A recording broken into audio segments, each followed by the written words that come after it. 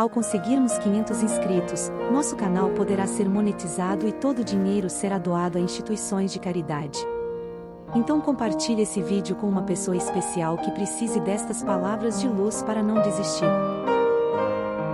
Amigos queridos, aqui estamos uma vez mais, reunidos em nome de Jesus, em torno do seu Evangelho, esse manancial de amor e sabedoria. Aqui recorremos nesta hora para nutrir os nossos espíritos da verdade, para que se faça cada dia mais a luz do entendimento em nossos pensamentos e a serenidade da fé em nossos sentimentos. Que as infinitas bênçãos do seu amor se derramem sobre toda a humanidade da terra e que esta luz bendita da vossa misericórdia possa nortear os nossos passos tantas vezes inseguros para os compromissos felizes que abraçamos de servir em seu nome. Faça-nos amigos queridos, instrumentos dignos e úteis, para que possamos aprender a servir, sem perguntar a quem ou até quando, para que a nossa existência na Terra seja pautada no trabalho do bem constante. E se neste caminho, Senhor, tropeçarmos e vacilarmos, confiamos que mãos amigas hão de se estender para nos soerguer do pântano de nós mesmos. Assim, Mestre amado, imbuídos de coragem e fé, esperança e paz, iniciamos as reflexões do Evangelho desta manhã. Agradecido, Senhor, pela presença honrada e amiga dos seus tarefeiros junto a nós. Obrigada, amigos, obrigada, Senhor, e que assim seja, Mestre. Do Evangelho segundo o Espiritismo, capítulo Bem-aventurados os aflitos, causas anteriores das aflições. Esse item vai tratar da anterioridade do espírito naquilo que nós trouxemos do passado e que é passível de êxito no presente. Isto se chama justiça de Deus. Aquilo que nós devemos passar, temos recurso para passar e poderemos vencer a nós mesmos nessa encarnação. Isso eu acho que a maior progressividade de esperança que a doutrina espírita pode anunciar para nós não é nós dizermos que no futuro tudo estará bem, porque isso nós já sabemos. Mas como fazer para estar bem? Trabalhando uma anterioridade que eu trouxe para ser ajustada com as leis nesta encarnação. Então, o homem, pois,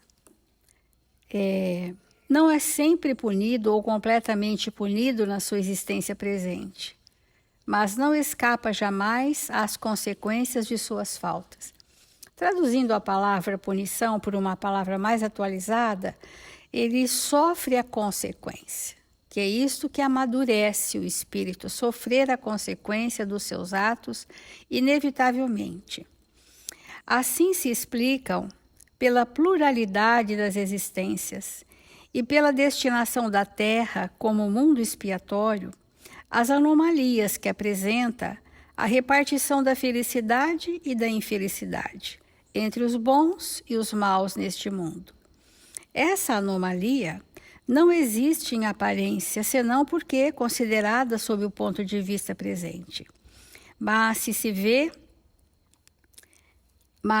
se eleva pelo pensamento, de maneira a abranger uma série de existências, ver-se-á que cada um recebe a parte que merece, sem prejuízo da que lhe já é dada no mundo dos espíritos, e que a justiça de Deus jamais é interrompida.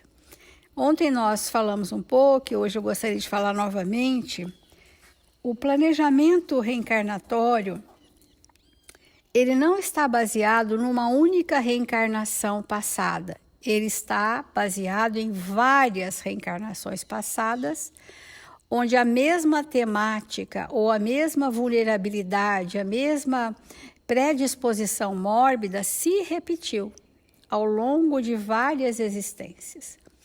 E quando nós já estamos no momento de tormentos íntimos por aquela falta, nós começamos a ter tormentos como sinais perante a lei de Deus que já estamos no momento de ajustes. E esse momento de ajustes vem programando uma fieira que chama eixo reencarnatório de várias reencarnações onde eu repeti as mesmas faltas, os mesmos deslizes, os mesmos enganos, e aquilo foi encrudecendo no meu campo mental, na minha memória, no meu perispírito. E é assim que é o planejamento reencarnatório. É um planejamento, como diz o Evangelho, de oportunidades redentoras. E para isso nós precisamos perceber quais as oportunidades redentoras nós estamos recebendo para sanear culpas e estabelecer perdão. Porque esse é o trânsito das faltas cometidas, né? Aquelas que já nos causam tormento, por que nos causam tormentos? Tormentos na forma de ansiedade, medos, fobias, depressões, inseguranças. Esses tormentos são causados porque já estamos com a culpa inconscientemente estabelecida. Quando o espírito é muito primitivo e transgride as leis de Deus, naquele momento ele nada sente, não tem culpa, é capaz de repetir até que ele amadureça para poder sentir que algo desajustado está em si. Então o tormento é um termômetro, né? As aflições terrenas são termômetros, sinais que mostram que as nossas culpas estão afloradas e que trouxemos oportunidades para saneá-las. E uma das maiores oportunidades de sanear é amar o nosso próximo, aqueles que são mais íntimos. E isso se faz pela experiência do perdão na forma da caridade, ou do amor na forma do perdão, que é a mesma coisa. Então, o Emmanuel traz para nós algumas reflexões sobre essa questão do perdão, que a gente está entendendo que perdoar o inimigo é perdoar a si mesmo, né? Ou seja, à medida em que eu construo um sentimento amoroso de não desejar que o outro sofra pelo mal que ele cometeu comigo e que ele se pacifique e que ele continue sendo o meu amigo, naquele momento eu reorganizei em mim a predisposição de errar com ele. Eu uso desse recurso dos bons sentimentos para nunca mais ferir alguém. E é por isso que eu me perdoo. E a pergunta 333 do livro Consolador diz assim: na lei divina, há perdão sem arrependimento? Porque nós achamos que nos arrependemos, mas isso pode ser apenas um remorso. Por que a diferença entre remorso e arrependimento? O remorso, eu não quero mais aquilo para mim, mas ainda faço. E o arrependimento, eu estanco um processo definitivamente e passo a fazer um caminho no sentido oposto. Então, a lei divina é uma só, é a do amor, que abrange todas as coisas e todas as criaturas do universo ilimitado. Agora, a concessão paternal de Deus, no que se refere à reencarnação, para a sagrada oportunidade de uma nova experiência, esse planejamento reencarnatório é, na verdade, uma concessão paternal de Deus como oportunidade. Isso que é a reencarnação. Já significa em si o perdão ou a magnanimidade da lei. Só de nós recebermos um planejamento reencarnatório que, por passo a passo, se for cumprido, me redime perante a lei, Esta é a concessão do perdão. Porque o perdão não é uma palavra que alguém diga para nos libertar dos males que eu cometi. Como a gente atavicamente vem arrastando há séculos em outras abordagens religiosas, alguém nos perdoava em nome de Deus, desde que façamos alguns rituais religiosos. E nós confiamos de que isso era suficiente. Mas nós vimos que quem precisa nos perdoar somos nós mesmos. Como? Aproveitando a oportunidade da reencarnação para cumpri-la com êxito. Aí eu saneio culpas do passado e saio do tormento para o estado chamado pacificação de consciência.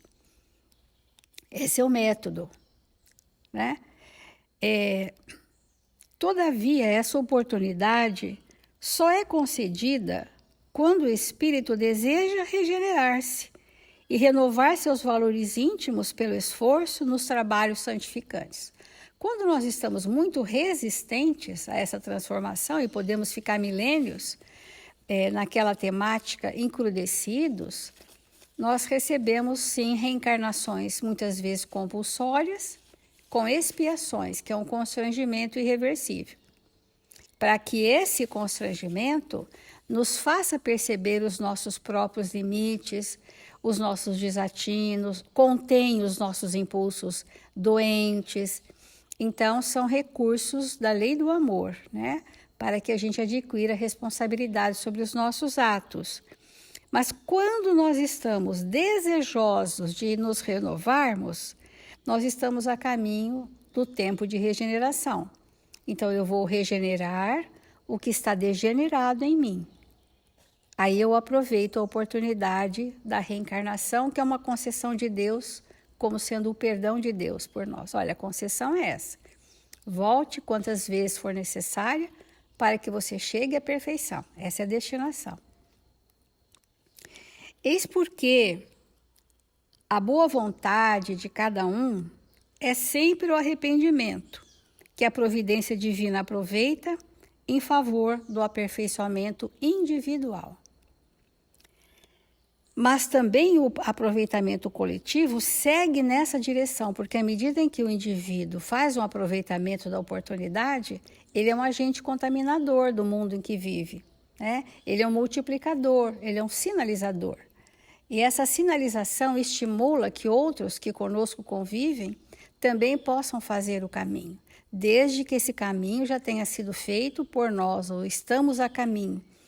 Por isso que na evangelização de espíritos nós aprendemos que para nos evangelizar, ou um ao outro, nós precisamos caminhar juntos com aquele espírito. Nós precisamos ombrear com ele na existência, para que ele vá até onde eu fui comigo e que eu não indique um caminho que eu nunca percorri na experiência, e assim só na teoria. E quando nós indicamos caminhos teóricos, a nossa palavra é vazia. Ela não tem magnetismo que possa sustentar aquilo que nós falamos. E isso não repercute no outro. Assim o arrependimento. O arrependimento não é uma palavra vazia que eu possa dizer me arrependi, mas é um movimento interno do espírito que mostra que ele está disposto a regenerar-se e que ele estancou o processo doente em si. Isso que chama arrependimento. Eu posso dizer verbalmente que estou arrependida, mas isso não tem significado. Agora, se eu tiver um movimento interno de conflito, querendo me regenerar, estancando o mal, a predisposição ao mal, a predisposição às más paixões, aos arrastamentos, eu estanco esse processo, isso mostra espiritualmente que eu me arrependi. E a partir daí, o aproveitamento que nós vamos ter sobre isso é muito grande. Porque quem perdoa sinceramente, falo sem condições e ouvida a falta no mais íntimo do coração, diz Emmanuel. Todavia, a boa palavra é sempre útil e a ponderação fraterna é sempre um elemento de luz, clarificando o caminho das almas. Isso é muito importante nós entendermos o que é o perdoa, que é sinceramente, é incondicionalmente. Eu perdoo pelo bem que eu te quero, sem precisar que você demonstre nada, sem precisar que eu seja reconhecido por nada. E a mais das vezes, esse sentimento facilita que você não sofra pelo mal que você fez, né? Não desejar que o outro sofra pelo mal que ele fez. Como um filho que faz uma inadequação e você o ama tanto que não deseja que ele sofra pelo que ele fez. Mas é da lei que a consequência ele possa arcar, porque sem arcar com a consequência ele não faz o caminho, né? Então, o perdão sincero é filho espontâneo do amor e, como tal, não exige reconhecimento de qualquer natureza. Então, vamos ficar nesse pensamento de nós hoje, como temos estimulado todos os dias, que nós primeiro identifiquemos a predisposição ao mal que há em mim, que identifiquemos os desajustes para que possamos reconciliar com os nossos desafetos, tendo como premissa o perdão. Porque assim, a minha anterioridade, onde trago uma fieira de experiências sofridas sobre aquele aspecto, vá se reorganizando energeticamente. A doutrina espírita é esperançosa, amigos queridos, pela profundidade de reflexão que ela traz. Ela não é esperançosa pela contemporização de um mal passageiro. Não é uma doutrina que consola acalentando a dor do outro. Ela é consoladora porque ela traz luz à razão. Ela traz vibrações aos sentimentos. Ela traz bom ânimo à progressividade da esperança. Então, a doutrina espírita tem mesmo essa profundidade reflexiva que os espíritos trazem para nós. Não é uma doutrina de palavras belas, que alentam temporariamente como se fizéssemos um curativo sobre um grande tumor. Nós precisamos extirpar a causa para que haja uma limpeza profunda. Isso que é a esperança de progresso. Vamos refletir.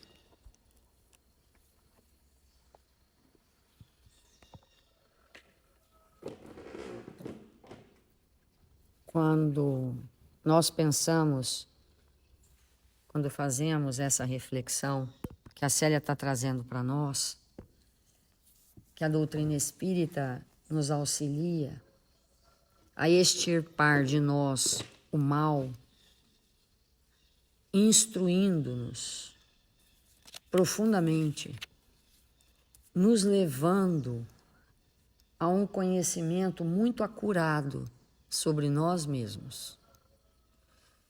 Porque é nesse processo de conhecermos a nós mesmos que nós vamos chegar na intimidade profunda do Espírito que somos e encontrar ali o germe divino, Deus em nós.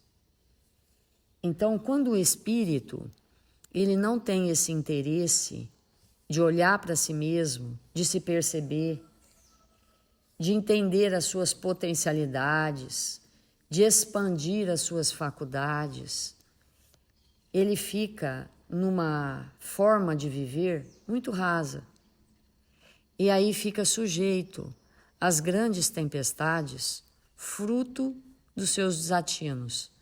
Mas nós não somos espíritos simplesmente desatinados. Nossos desatinos é em função dessa distância que nós estabelecemos de nós mesmos e, portanto, do Criador. E nós estamos estudando esse item do Evangelho, causas anteriores das aflições, e sabemos que isso é regido por leis, entre elas a lei de causa e efeito.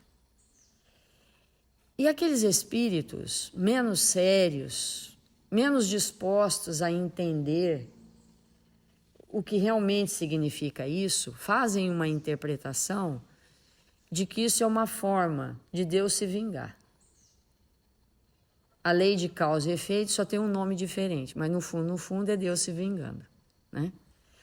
Isso é um estado de profunda ignorância. Porque todas as leis de Deus são leis de amor.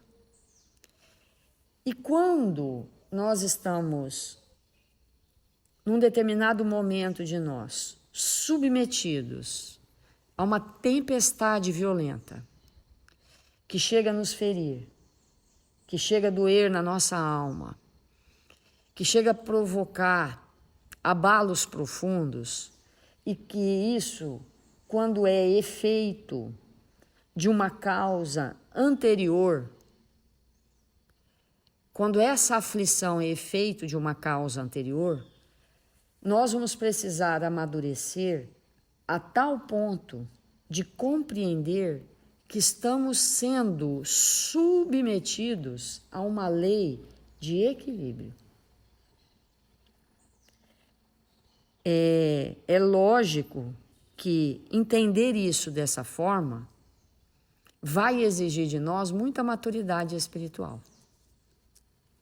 Então, quando algo está acontecendo muito profundamente em nossa intimidade, que causa até um destrambelhamento e uma dor profunda, é difícil a gente imaginar que isso que nós estamos sentindo é a lei de equilíbrio em nós. É o movimento divino agindo sobre nós, estruturado nesse amor infinito para nos levar a um equilíbrio que em algum momento nós perdemos. Mas na medida que nós vamos compreendendo isso, nós vamos nos felicitando, criando novas forças, novos conteúdos espirituais para lidar com as adversidades necessárias e que foram provocadas por nós mesmos. Então, se entendermos a lei de causa e efeito por uma lei de equilíbrio, isso vai causar um impacto muito diferente em nós. Porque é a vida nos conduzindo, de novo, ao equilíbrio do universo. Porque o universo ele é regido por leis sábias e amorosas. Então, quando nós estamos no item do perdão, como causa das nossas aflições, porque muitos de nós vivemos profundas aflições porque não perdoamos. Porque somos espíritos eternamente magoados, ressentidos, melindrosos, espíritos frágeis, que qualquer ventinho que vem do outro quebra a gente, quebra as pernas, quebra os braços, né? A gente fica sem vontade de voltar a caminhar, a gente fica sem vontade de voltar a fazer o bem, né?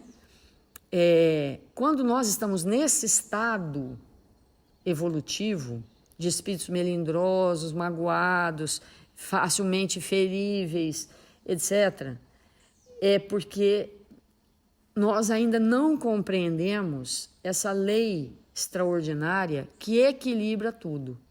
Então, se eu algum dia, em algum momento, atuei de maneira a prejudicar alguém, alguma coisa, algum ambiente, e tirei aquela pessoa, aquela situação, aquele ambiente de um equilíbrio promovido por Deus, porque nós estamos imersos no amor de Deus, todos nós, todo o tempo. Então, eu estou aqui mergulhada no amor de Deus, por leis sábias, justas e amorosas. Chega alguém e me tira desse estado, porque eu permito, porque eu não tenho construções, porque eu não tenho valores, porque obviamente que não é só ele que é responsável pelo desequilíbrio que eu estou nesse momento. Mas vem alguém e me tira do equilíbrio próprio que Deus nos coloca diariamente.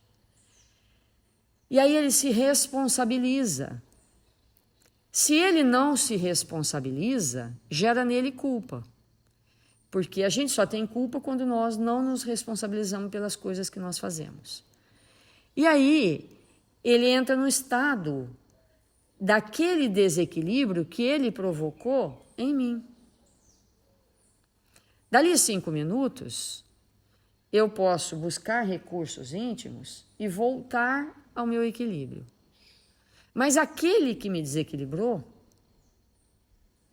ele também que vai ter que fazer esse caminho. E às vezes, ele não quer fazer. Ele nem pensa, nem sente, nem percebe o que fez.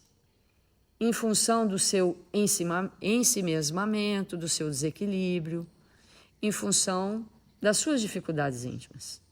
Então, a lei vai agir sobre ele para conduzi-lo ao equilíbrio, trazendo situações que vão promover dentro dele um estado íntimo para que ele retorne ao equilíbrio. E isso nós vamos chamar de causas anteriores da nossa aflição.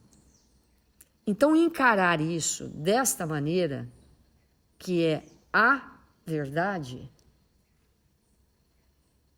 ameniza muito o nosso sofrimento. Porque eu estou nisso mesmo, porque em algum lugar, algum dia, nessa existência ou na outra, eu rompi com o equilíbrio que é de Deus. Será que é importante a gente entender isso? Será que é? Né? Olha, eu estava aqui, o outro estava ali. Aí eu queria fazer um negócio. Aí eu pensei, e se eu for esperta? E se eu der um golpe? E se eu ganhar mais? Aí eu vou lá e rompo a lei do equilíbrio, que é a lei de amor. Não é?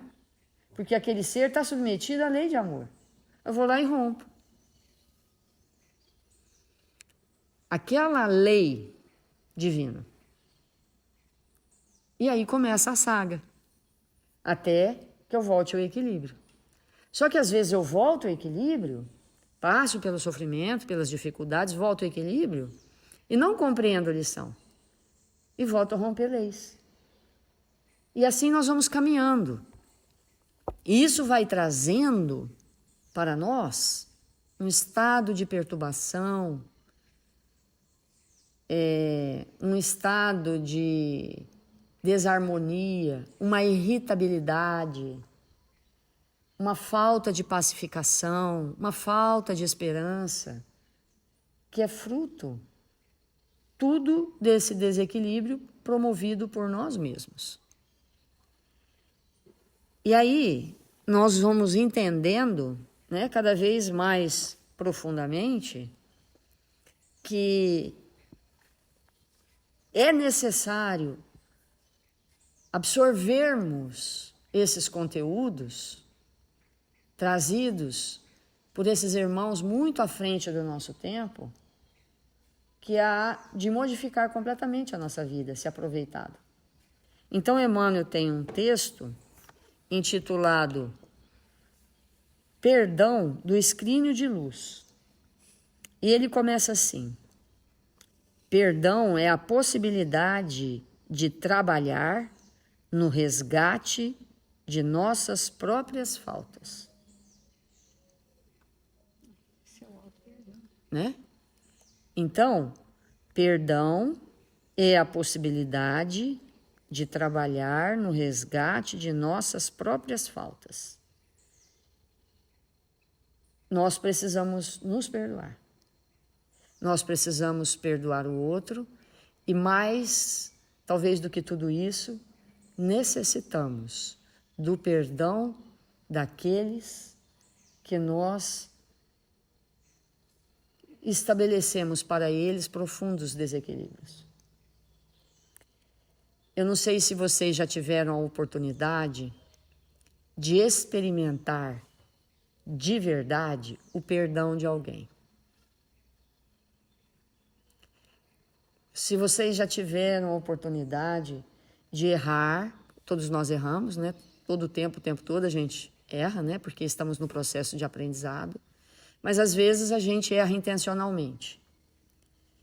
E às vezes não intencionalmente. Mas independente se foi intencional ou não, com o nosso erro a gente pode prejudicar alguém. E quando isso acontece, e nós vamos até esse alguém e suplicamos o perdão, e nós sentimos a misericórdia de alguém por nós,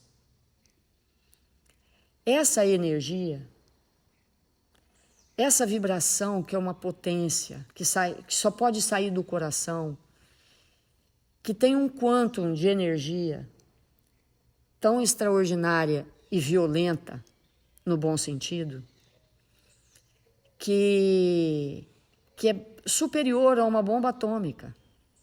Porque a gente pensa que a liberação de prótons, de fótons, de micropartículas subatômicas, de fricções moleculares que podem destruir, que uma bolinha de futebol, contida numa bolinha de futebol, pode destruir quilômetros, milhares de quilômetros. A gente acha que isso é força.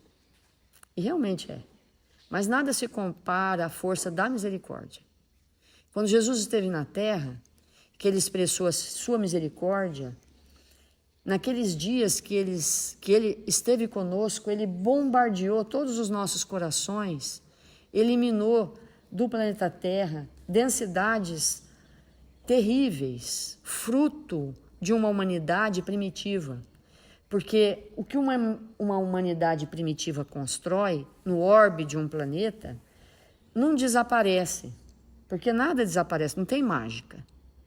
Mas aí vem um espírito crístico que pulsa misericórdia e esses fótons limpam a densidade planetária de um mundo primitivo construído por nós mesmos, onde nos alimentávamos uns dos outros, até esse ponto chegamos. Então vem Jesus, o Espírito Crístico, e com os seus fótons luminosos, ele elimina a grande densidade de um mundo primitivo, para que a humanidade pudesse recomeçar de uma outra forma, e marca um tempo no calendário da humanidade na Terra. Da mesma maneira, quando alguém que a gente pede, implora o perdão de alguém, e naquela hora o Espírito se toma de misericórdia por nós, percebe a nossa pequenez, a nossa inferioridade, a necessidade que nós temos daquela graça, daquela bênção, e nos perdoa. Essa criatura nos bombardeia com fótons luminosos de tal maneira que, se soubermos aproveitar, nós avançamos muito espiritualmente, porque quebra em nós estruturas secularmente armazenadas que só o amor pode fazer. Então, feliz daqueles espíritos que um dia erraram, suplicaram o perdão e obtiveram. É evidente, como nós temos falado aqui, que isso não tira as nossas responsabilidades, que nós vamos ter que arcar com os nossos atos, que nós vamos ter que nos melhorar, tudo certo. Mas aquele momento, que é aquilo que Jesus disse para nós, que o amor cobre a multidão dos nossos pecados, dos nossos erros, dos nossos equívocos, né? Então, quando alguém lança sobre nós o seu amor, é como se nós estivéssemos nos afogando, nos debatendo, sem saber nadar numa água profunda, e nós somos levados mansamente para a praia e abraçamos a areia. Óbvio que isso não nos ensinou a nadar, né? Mas nos trouxe o alívio mais sublime que poderíamos experimentar. Então, da mesma forma que experimentar isso de alguém é algo indescritível. Só aqueles que já obtiveram isso sabem do que eu estou falando. É igualmente extraordinário nós sermos capazes de entregarmos para alguém o mais puro e profundo perdão pelos desatinos cometidos contra nós. Vamos refletir sobre isso. Fazer a prece.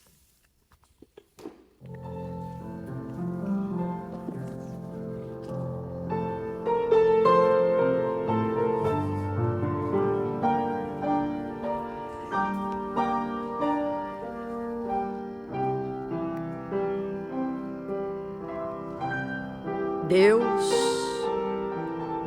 nosso Pai, Jesus, nosso Mestre, eis-nos aqui, Senhor, desejosos de aprender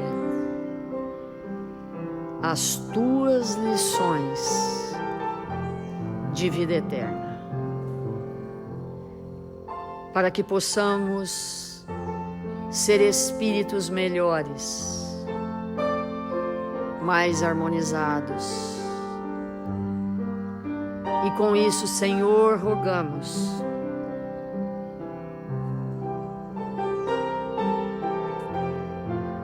a paz e o amor, que a Tua luz penetre em nós profundamente, nos acerenando, nos aprontando, Senhor, para um existir repleto de alegria, de bom ânimo, de coragem, até que possamos viver a vida verdadeira que o Senhor nos ensinou. Rogamos nesta hora que a nossa água seja fluidificada, que possamos nos tornar espíritos espiritualizados, amorosos, confiantes no Seu amor. E assim prosseguirmos a nossa vida de maneira a compreender as Tuas lições de vida eterna.